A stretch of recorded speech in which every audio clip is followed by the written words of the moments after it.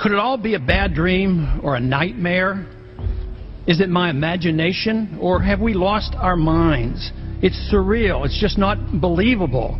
A grand absurdity, a great deception, a delusion of momentous proportions.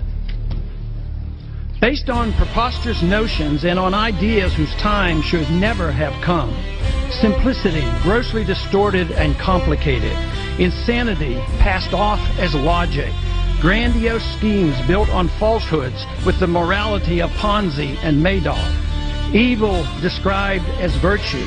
Ignorance pawned off as wisdom. Destruction and impoverishment in the name of humanitarianism. Violence, the tool of change.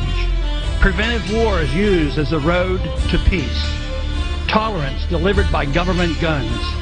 Reactionary views in the guise of progress. An empire replacing the republic. Slavery sold as liberty. Excellence and virtue traded for mediocrity. Socialism to save capitalism. A government out of control. Unrestrained by the Constitution, the rule of law, or morality. Bickering over petty politics as we collapse into chaos. The philosophy that destroys us is not even defined. We have broken from reality, a psychotic nation. Ignorance with a pretense of knowledge replacing wisdom. Money does not grow on trees, nor does prosperity come from a government printing press or escalating deficits. We're now in the midst of unlimited spending of the people's money, exorbitant taxation, deficits of trillions of dollars spent on a failed welfare warfare system, an epidemic of cronyism, unlimited supplies of paper money equated with wealth, a central bank that deliberately destroys the value of the currency in secrecy, without restraint, without nary a whimper. Yet, cheered on by the pseudo-capitalists of Wall Street, the military-industrial complex, and Detroit. We police our world empire with troops on 700 bases and in 130 countries around the world. A dangerous war now spreads throughout the Middle East and Central Asia.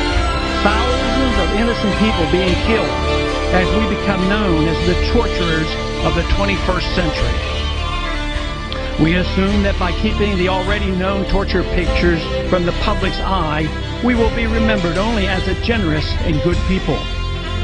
If our enemies want to attack us only because we are free and rich, proof of torture would be irrelevant.